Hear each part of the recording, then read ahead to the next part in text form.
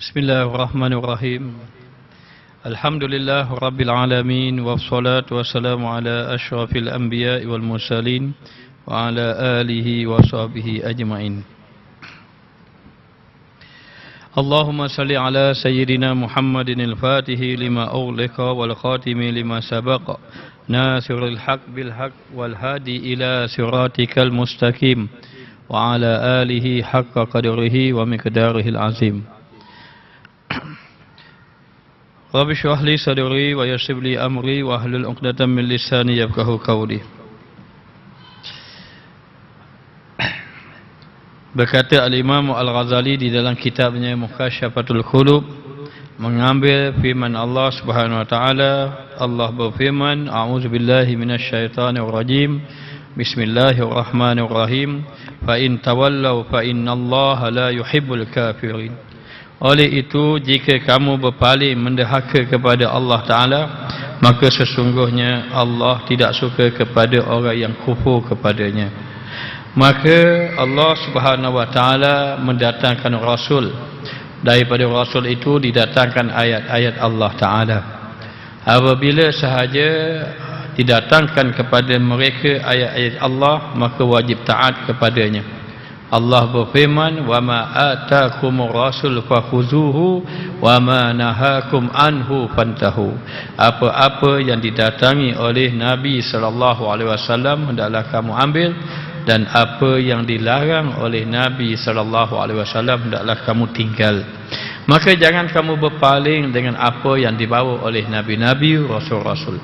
Dalam ayat yang lain Allah berfirman, wa man a'rada an zikri fa inna lahu ma'isyatan donka wa nahsyuruhu yaumal qiyamati a'ma qala rabbi lima hasyautani a'ma wa qad kuntu basira. Sesiapa yang berpaling daripada peringatan Allah Ta'ala, maka Allah jadikan kehidupannya kehidupan yang sempit. Maka Allah bangkitkan ia dalam keadaan buta. Lalu dia berkata, ya Allah, sungguh dahulu engkau jadikan aku dalam keadaan dapat melihat. Maka di sini orang yang berpaling adalah orang yang engkar kepada Allah Subhanahu Wa Taala. Fa in tawallaw fa innallaha la yuhibbul kafirin. Siapa yang berpaling, Allah tidak suka kepada orang-orang yang engkar, kufur kepada Allah. Akan tetapi kita sebagai manusia sering melakukan kesalahan. Sama ada kita lakukan kesalahan itu dalam keadaan sengaja atau tidak sengaja. Hatta kepada kita melakukan kesalahan itu boleh jadi dalam keadaan tidak tahu, hatta kepada tahu sekalipun. Kadang-kadang kita melakukan kejahatan, dosa, jatuh kepada dosa. Lalu akan tetapi Allah Subhanahu Wa Taala menerima taubat orang-orang yang berpaling engkar kepada Allah, yang melakukan kesalahan. Maka diberi contoh, Allah menerima taubat Nabi Adam alaihissalam. Kenapa Allah menerima taubat Nabi Adam? Kerana ia mengakui akan kesalahan dia. Kita sebagai hamba, bila kita buat dosa, kita kena mengaku kita ini orang yang melakukan kesalahan. Jangan kita dengan sedikit amal kita sudah merasa kita sudah soleh, sudah baik, sedangkan dosa yang kita buat lebih banyak daripada amal soleh kita. Amal soleh pun belum tentu lagi kita anggap amal itu soleh, tapi di sisi Allah kita tidak tahu. Allah lebih mengetahui. Sebab itu disebut fala tuzakku anfusakum huwa a'lamu bimanittaqa. Jangan kamu menyucikan diri kamu. Jangan kamu menganggap kamu orang yang sudah baik, yang paling soleh kita, yang paling alim kita, yang paling hebat kita. Ini binasa kalau beranggapan macam itu. Maka dikatakan bahawa huwa a'lamu bimanittaqa, dialah Allah yang mengetahui siapakah yang paling bertakwa di sisi Allah. Maka Allah menerima taubat Nabi Adam kerana ia mengakui akan dosa yang pertama, yang kedua dia menyesali akan dosa-dosanya. Menyesali dosa-dosanya, yang ketiga dalam dia menyedari, mengakui dia mencela akan dirinya. Maka Imam Al-Ghazali di dalam kitab yang lain Minhajul Abidin memberitahu kepada kita, sesiapa yang bertaubat kepada Allah, ketika mana dia taubat, dia cela dirinya di hadapan Allah. Supaya apa? Supaya dapat membuang segala kesombongan yang ada dalam diri. Maka dia cela. Contohnya apa? Ini Contohnya, andai kata pernah minum arak lah, contoh saja ni, contoh saja. Kata, ya Allah, ya Tuhanku, aku ini begitu zalim diri aku ini jahat ya Allah, aku ini pernah minum arak. Contoh sahaja. Akan kiaslah dengan dosa-dosa yang lain. Maka Allah mengasihi sang hamba yang berdosa ini, dia mengakui dosanya daripada sang ibadat yang menyucikan dirinya, merasa bangga dengan amalnya. Maka Nabi Adam, Allah terima taubatnya, dia mengakui dosa, dia menyesali dosa dia, serta dia mencela dirinya. Demikianlah, walaupun dia bukan dosa yang sebenar-benar, bukanlah dosa yang sebenar-benar, maknanya dosa yang membawa kepada Allah melaknatnya, tidak. Allah menyayangi Nabi Adam, tidak begitu. Sebenarnya apa yang berlaku pada Nabi Adam itu hikmah yang besar sampai wujudnya kita. Hikmah yang besar. Tidak sampai Allah melaknat Nabi Adam, jauh sama sekali. Allah mengasihi Nabi Adam, Allah menyayangi Nabi Adam. Tapi kesalahan itu, setengah mengatakan itu bukan dosa, itu kesalahan yang Allah datangkan hikmah sahaja. Maknanya, lalu dikatakan bahawa kenapa setengahnya mengatakan itu tidak membawa kepada dosa, hanya itu kegelinciran atau kesalahan yang Allah nak memberi kebaikan yang lebih besar. Macam mana? Allah kan, Rasulullah kan pernah sembahyang asar 2 rakaat. Contohnya tersalah tu. Dah kenapa Rasulullah pelupa? Tidak, itu nak datangkan hukum sujud sahwi. Kesalahan begitu. Maka para Rasul itu, Nabi Adam ini perlu dibetulkan. Nabi Adam ini, kata Imam Ghazali, itu bukan satu dosa yang sebenarnya. Kerana Imam Ghazali nak mendatangkan kepada kita tentang kemuliaan Nabi Adam. Kerana apa? Kerana para Nabi itu sebenarnya terpelihara daripada dosa. Dia tidak mendatangi kemaksiatan. Dan dia ini seorang Nabi yang maksum. Bukan Nabi saja, bahkan dia adalah Rasul. Maknanya Rasul itu kedudukan lebih tinggi daripada Nabi. Setiap Nabi itu tidak semestinya Rasul, tapi setiap Rasul itu Nabi. Maka demikianlah. Lalu kata ulama, ini Imam Ghazali, tengok betapa beradabnya Imam Ghazali. Imam Ghazali mengatakan Nabi Adam itu bukan buat dosa, perbuatan itu hanya menyerupai dosa saja. Katanya Imam Ghazali. Maka kerana itu Nabi Adam alaihissalam dia mengajar kepada kita tentang satu doa. Imam-imam banyak baca doa ini. Kita sembahyang jangan lupa doa ini. Allah berfirman menceritakan tentang doa Nabi Adam dan Siti Hawa. Lalu dia membaca, qala, berkata kedua-duanya, Adam dan Hawa, Rabbana zalamna anfusana wa illam taghfir lana wa tarhamna lanakunanna minal khasirin. Maka kedua-duanya merayu kepada Allah, Rabbana, wahai Tuhan kami, zalamna anfusana, kami telah menzalimi diri kami. Ini menunjukkan apa? Menunjukkan Nabi Adam ini dia mencela diri, menunjukkan betapa tunduknya kepada Allah Ta'ala, betapa dia merendahkan diri kepada Allah Ta'ala. Wa illam taghfir lana, sekiranya engkau tidak mengampunkan kami, wa tawhamna, dan engkau tidak memberi rahmat kepada kami. Ini menunjukkan bahawa Nabi Adam mengajar kita doa. Yang pertama, kita berdoa, kita kena mengaku kesalahan kita. Jangan ada kesombongan dalam doa kita. Yang kedua, kita kena ada rayu kepada Allah, ya, kepada Allah Ta'ala. Kalau seandainya engkau tidak ampunkan kami, ya Allah, engkau tidak merahmati kami, ya Allah, lanakunanna minal khasirin, nascaya jadilah kami orang yang rugi, kata Nabi Adam dan Siti Hawa. Ini doa Nabi Adam, yang dibaca menyesali di atas segala kesalahan. Maka Nabi Adam menyesal dan segera bertaubat. Nabi Adam bertaubat kepada Allah Ta'ala. Maka kata ulama, manusia yang pertama bertaubat adalah Nabi Adam alaihi salam.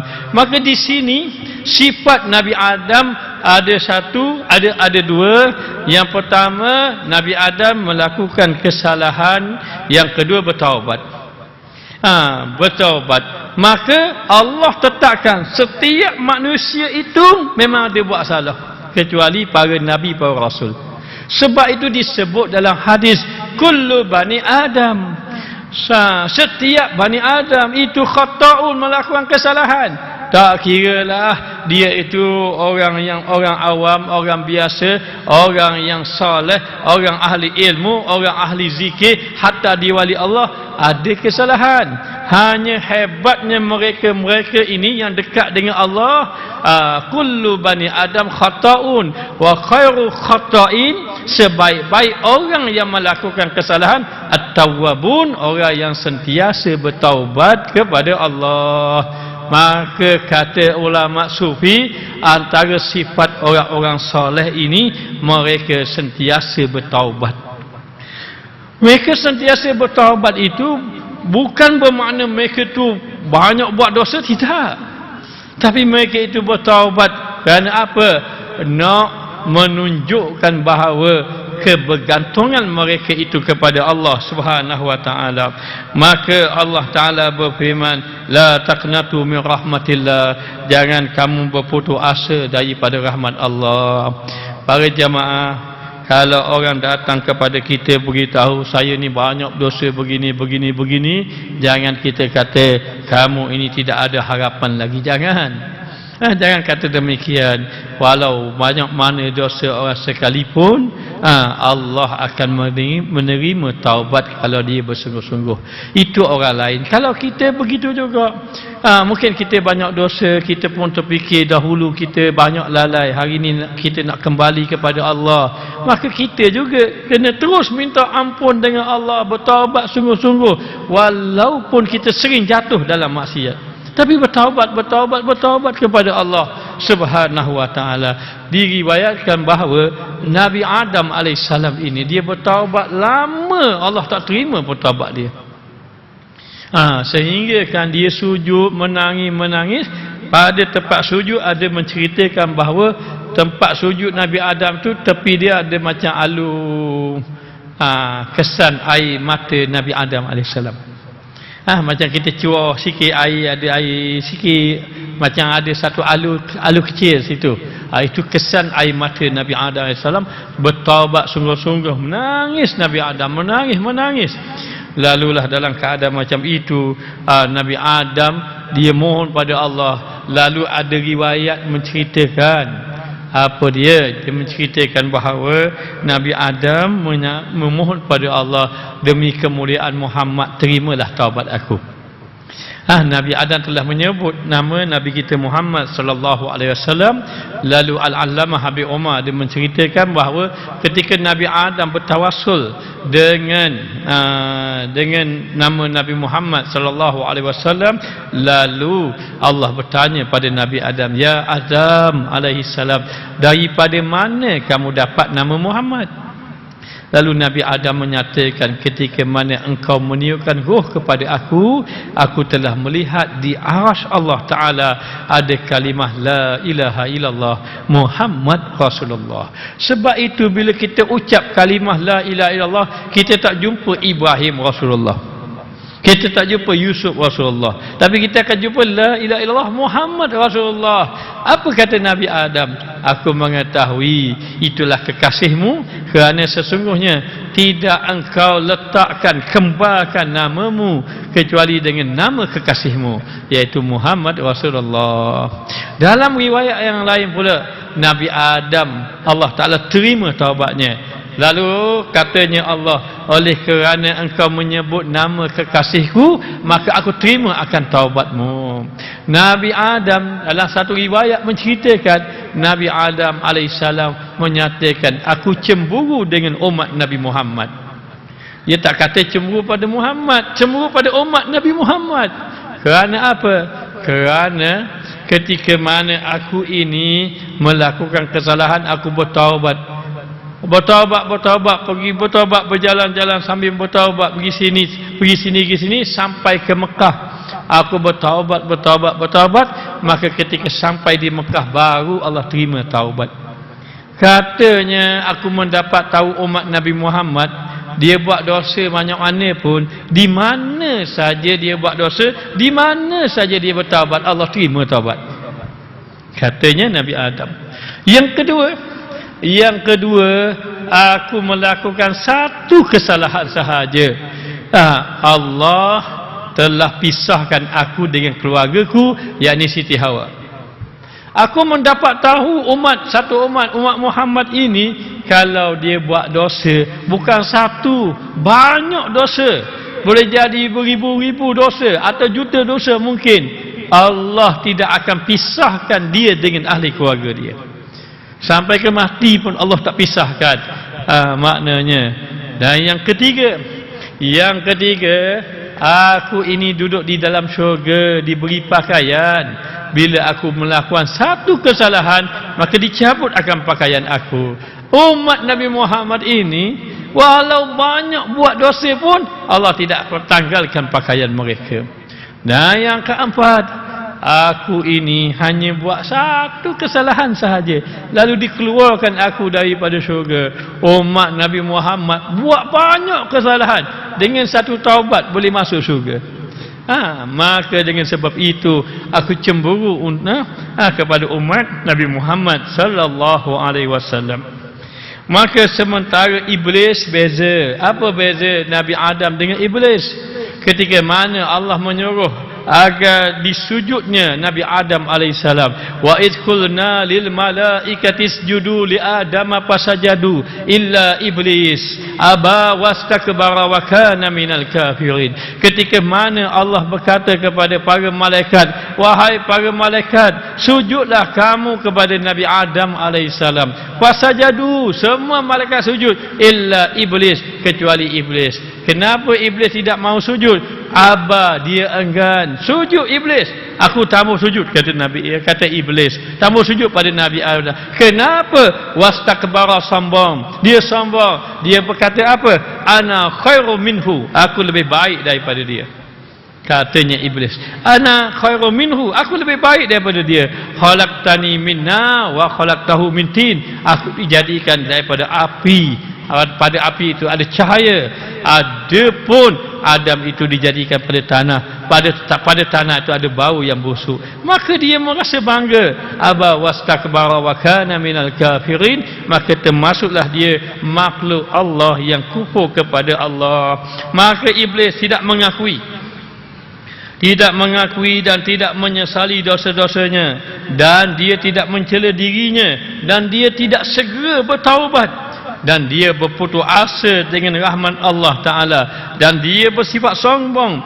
Maka barang siapa yang keadaannya seperti keadaan iblis, kata Imam Ghazali, apa dia? Yakni tahu buat dosa tapi tidak mau cela diri, tahu buat dosa tapi tidak mau bertaubat, tahu buat dosa tapi putus asa dengan rahmat Allah.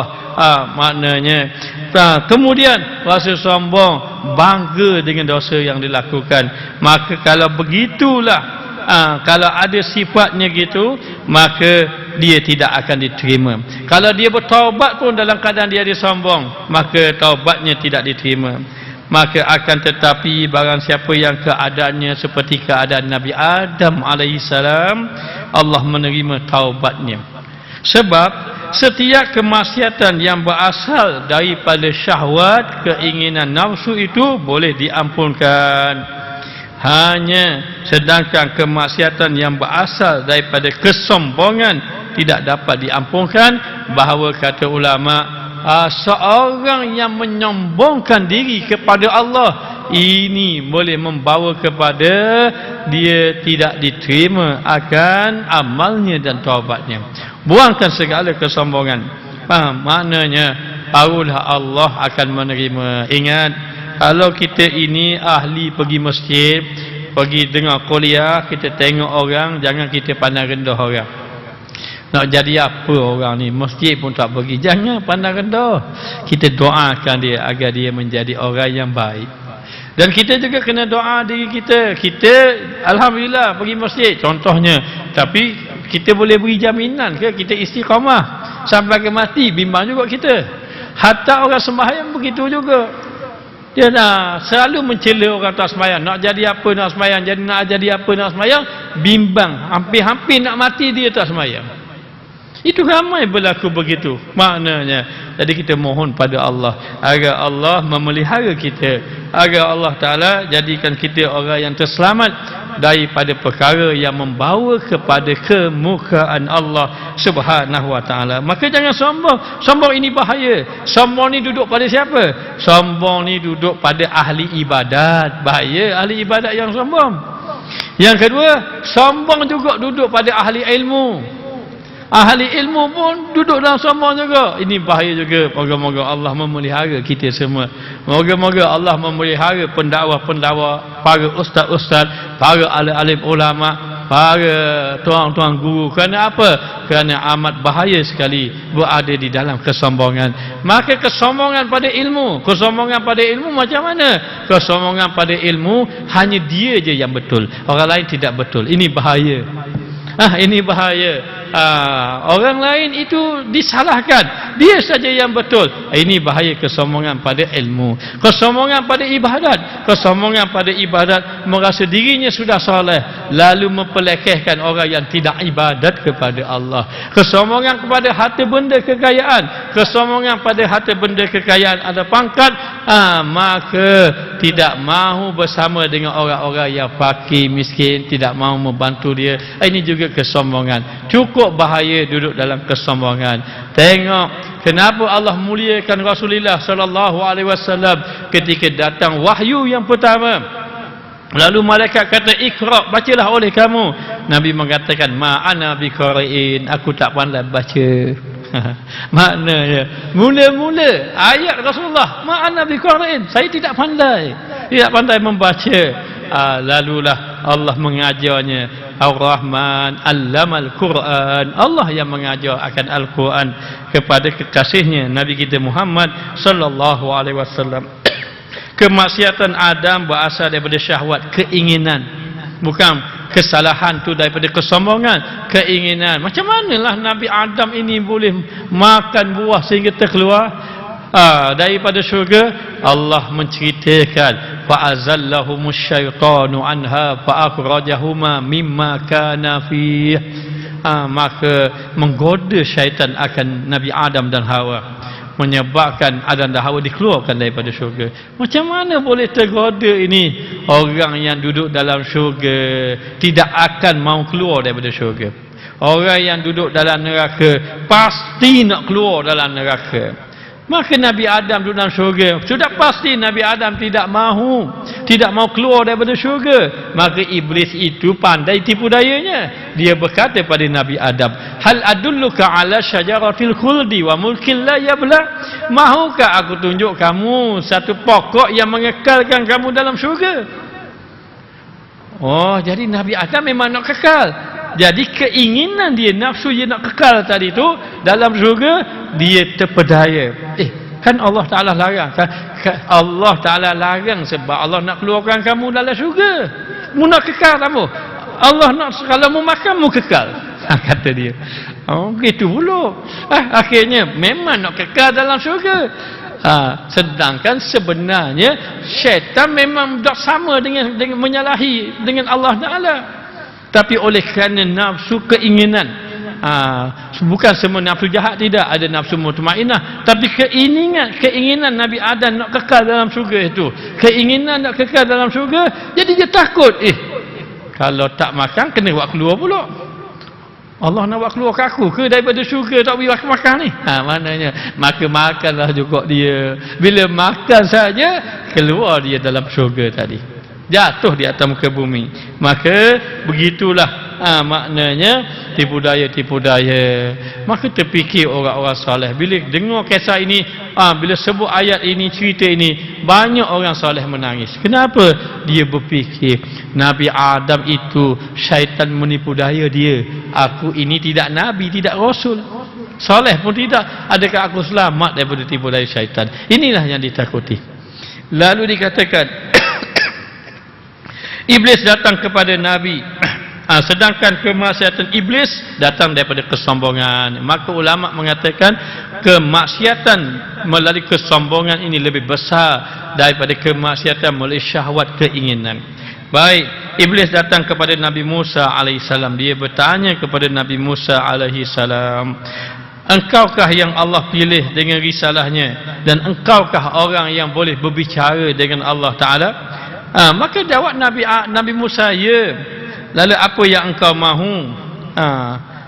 Fulan, apa yang kamu mahu dan siapa kamu? Tanya Nabi Musa. Wahai Musa, Iblis kata, wahai Musa, sampaikan kepada Tuhanmu bahawa salah satu makhluknya memohon keampunan. Kata Iblis, mu tolong khabar kepada Allah, kata ada makhluk minta ampun dengan dia. Tengok Iblis, maknanya lalulah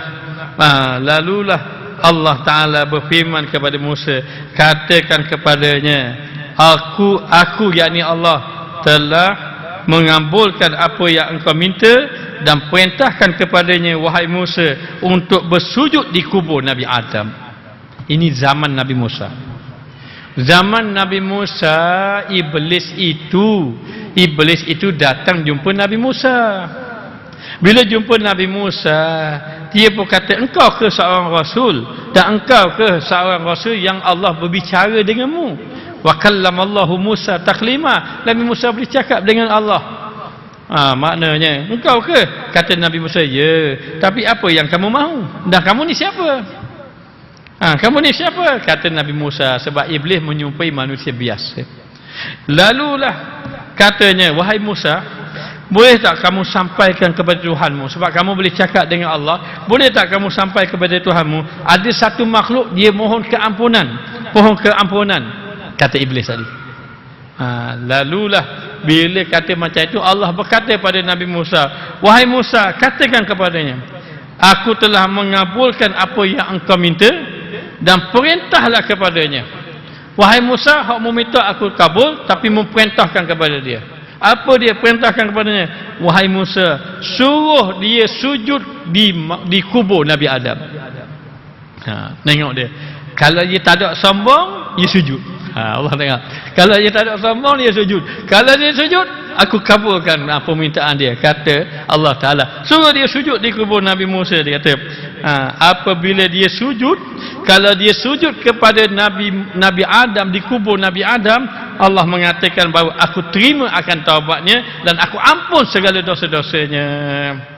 Maka Nabi Musa pun beritahulah kepada orang itu Iblis. Orang itu lalulah bila kata begitu, boleh. Allah Tuhanku berkata kepada aku, kalau kamu nak diampunkan dosa, dikabulkan segala hajat kamu, diterima taubat kamu pergi sujud dekat kubur Nabi Adam alaihissalam. Bila Nabi Musa beritahu perkara itu, Iblis jadi marah pada dia. Iblis jadi marah, lalu bersikap sombong. Lalu dia kata, wahai Musa, aku tidak akan bersujud kepadanya. Kata dia, aku tidak akan bersujud kepadanya di syurga. Di syurga pun aku tak sujud. Bagaimana aku nak sujud pada dia dalam keadaan dia sudah mati? Katanya apa ni? Iblis tengok tu, Sebab apa? Maknanya Allah marah sangat sebab sifat kesombongan.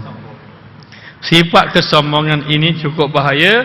Maka iblis, kata Imam Ghazali, nanti akan mendapat sesaan yang sangat azab di neraka. Lalu ada yang bertanya kepadanya, bagaimana kamu merasakan azab nanti dekat negeri akhirat? Dia akan diazab. Lalu ditanya, bagaimana azab kamu? Dia mengatakan sangat keras sekali. Iblis lebih dahsyat azab dia tadi daripada manusia. Maka ada yang mengatakan kepadanya, Adam berada di taman syurga, kata dia. Itu kena azab dah tu. Lalu orang kata tu Nabi Adam yang mu nak tambah sujud kepada dia. Nabi Adam sudah ada di dalam syurga.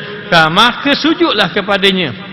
Pergi minta dengan Allah, minta pada Allah, ya Allah, izinkan aku jumpa Nabi Adam, aku nak sujud, dia kata, dan minta maaflah kepada dia. Nasaya Allah Ta'ala ampunkan kamu. Tu dekat akhirat dah tu. Masa kena azab lagi, iblis kata tidak sekali-kali. Allah tak ada arah lah. Maknanya, maka akan tetapi iblis menolaknya, tidak mahu. Oleh kerana itu ditambah seksa kepadanya dengan 70,000 seksaan berbanding daripada penghuni neraka yang lain. Dahsyat iblis ini. Siapa begitu sekali pun tidak mahu juga sama sekali. Begitulah dikatakan bahawa maka disebutkan di dalam sebuah hadis bahawa Allah Subhanahu wa taala telah mengeluarkan iblis daripada neraka. Setiap 100,000 tahun sekali dikeluarkan. Lepas dikeluarkan iblis daripada neraka 100,000 kali keluar daripada neraka, Allah buat keluar Nabi Adam daripada syurga. Keluar daripada syurga, lalu Allah perintah, ya iblis, sujudlah kamu kepada Nabi Adam. Tapi iblis tak nak sujud juga, maka Allah hantar balik iblis masuk dalam neraka. Bahaya kesombongan ini. Bahaya. Kesombongan yang ada di dalam hati seseorang bahaya, sangat bahaya. Ini kisah kesombongan. Kesombongan ini adalah warisan iblis. Maknanya sebab itu kenapa dikatakan Allah menyayangi ahli maksiat yang bertaubat dibanding dengan ahli ibadat yang bangga. Kenapa? Kerana dia telah mewarisi sifat iblis. Maka tidak ada apa-apa pun kita. Ahli ilmu bahaya dengan bangga pada ilmu. Ahli ilmu bahaya dengan kesombongan yang ada pada ilmunya. Ahli ibadat bahaya dengan ibadat yang dilakukan. Semuanya bahaya. Bahaya pada apa? Bahaya pada satu sifat. Sifat itu dipanggil sifat sombong. Moga-moga Allah Ta'ala selamatkan kita daripada sifat kesombongan ini. Dan bila kita ada sifat sombong, moga-moga Allah tunjuk jalan biar kita sedar, oh aku ini sombong rupanya. Minta bertaubat kepada Allah Subhanahu wa taala. Begitulah. Maka kata Imam Ghazali, wahai teman-teman, wahai saudaraku, jika kamu ingin selamat daripada godaan iblis, berpegang teguhlah kepada Allah dan minta perlindunganlah, minta berlindung kepada Allah Ta'ala. Kerana apabila hari kiamat nanti datang, kursi diletakkan di atas neraka, iblis duduk di atas kursi di atas neraka. Dalam neraka pun nak duduk atas kursi, nak tunjuk maknanya antara ahli neraka dia bawah kali. Begitu kedudukan. Sebab itu kesombongan iblis begitu dahsyat. Jadi kesombongan inilah yang dibimbangi oleh ahli-ahli ibadat. Ahli-ahli ibadat. Lalu dikatakan bahawa kita tidak boleh lupa kisah Al-Basisa. Basisa ibadat banyak, soleh Basisa. Diriwayatkan dalam kitab, Basisa ini dah masuk jadi wali dah, sehingga anak murid dia boleh terbang atas udara. Anak murid dia tak cerita tentang karamah dia cerita karamah anak murid dia boleh terbang. Dan Basisa di zaman dia itu tidak ada orang yang boleh beribadat menandingi dia. Dialah orang yang paling banyak beribadat. Dialah dikatakan orang yang paling soleh, paling banyak beribadat, paling soleh. Lalu Allah datangkan iblis menyerupai manusia biasa.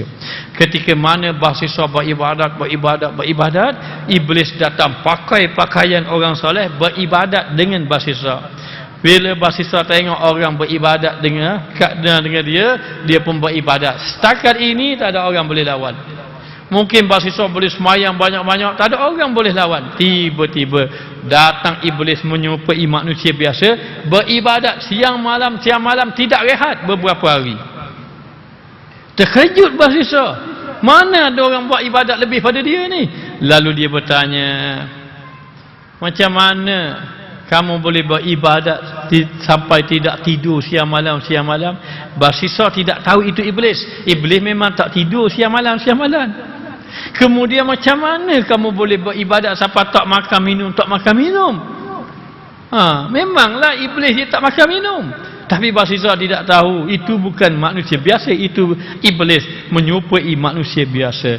Tapi tengok iblis pandai tipu daya. Dia kata pada bahasa, kamu buat amal ibadat, kamu tidak pernah buat maksiat.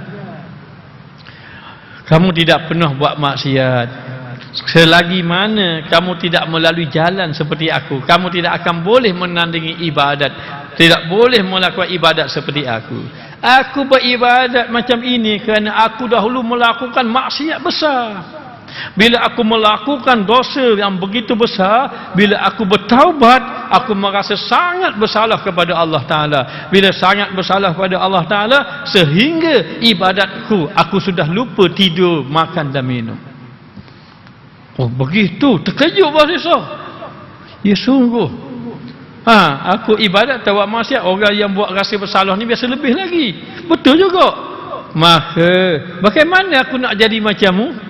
Katanya iblis tadi, mu kena buat dosa dulu. Tapi ingat, mesti bertaubat. Maka dia fikir dosa apa? Dia bagi 3, pilih salah satu. Apa dia? Yang pertama, minum arak. Yang kedua, berzina. Yang ketiga, bunuh orang. Itu fikir. Kalau bunuh orang melibatkan orang lain, tak sanggup bunuh orang. Kalau berzina melibatkan orang lain juga. Melibatkan diri seorang, minum arak aja. Maka dia pun pilih jalan minum arak. Baiklah, katanya bahasa saya nak minum arak. Kalau begitu, kamu pergi di satu kedai tempat sekian-sekian, kamu akan jumpa satu orang wanita, di sana dia ada jual arak, kamu order arak di situ, kamu minumlah. Selepas kamu minum mungkin kamu mabuk, selepas mabuk kamu kena bertaubat cepat-cepat. Lepas itu kamu tengoklah ibadat kamu makin meningkat daripada dulu. Okey, keinginan bahasa ini untuk nak buat amal ibadat banyak, maka dia pun pergilah tengok ada wanita itu cantik, pakai pakaian agak seksi. Lepas tu dia pun orderlah arak, minumnya arak. Lepas dia minum arak, dia mabuk. Ketika mabuk, datang nafsunya, lalu dia menzinai wanita tadi. Lepas dia zina wanita tadi, lalu dia membunuh. Tiga-tiga dia buat terus. Dia pun bunuh wanita tadi. Bila dalam keadaan macam itu, lalu dia lari. Bila dia lari, iblis tadi yang menyerupai manusia, dia kabur, pergi takak orang tu. Mananya bukan baik dengan iblis ni. Pergi takak orang tu, kena tangkap. Bila kena tangkap, kena ikat, nak jatuh hukuman bunuh. Lalu ketika itu datanglah ahli ibadat, iblis tadi yang memakai pakaian ahli ibadat. Dia pun datang. Hei basisa, aku suruh buat satu, bapa membuat 3. Aku suruh minum arak saja, pilih minum arak, muka membuat 3. Tolonglah aku tak tersalah ni, tolonglah aku. Baiklah, aku boleh tolong kamu. Aku akan selamatkan kamu, aku boleh tolong kamu. Bagaimana cara dia? Cara dia, hendaklah engkau sujud pada aku, kata dia. Ketika itu mahasiswa kena ikat. Bagaimana saya nak sujud sedangkan saya sudah terikat? Kalau kamu sujud pada aku akan lepaskan kamu. Oleh kerana kamu tak boleh sujud dan terikat, maka kamu niat dalam hati sujud kepada iblis ni. Kata dia, mu niat sujud pada aku, kata iblis tadi. Maka dia niat sungguh. Bila dia niat suruh, terjatuh hukuman mati pada dia. Maka mati dia dalam keadaan kufur kepada Allah. Bayangkanlah seorang wali Allah boleh mati dalam keadaan kufur, begitu iblis. Maka kita memang tak mampu lawan iblis. Pakai serban tekad-tekad pun iblis tak takut pun. Pakailah jubah 2-3 lapis pun iblis tak takut sebenarnya. Jadi macam mana? Tidak ada jalan lain. Satu orang guru tanya anak murid, ambil cerita ini iktibar. Tanya guru tadi, saya nak tanya pada kamu. Kata guru tadi, aku mau bertanya kepada kamu wahai muridku.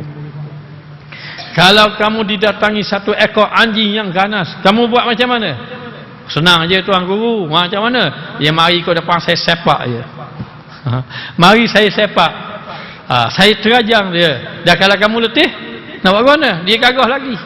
Maka senyap anak murid dia. Dia tanya tuanku. Tuanku kata, aku tak perlu berlawan begitu. Kalau anjing itu datang, aku lari kepada tuan anjing. Nasib aku selamat. Begitulah. Kita kena kembali kepada Allah. Lawan iblis kalau kita kembali pada Allah. Banyakkan berzikir, banyakkan berdoa. Moga-moga Allah Ta'ala ampunkan kita.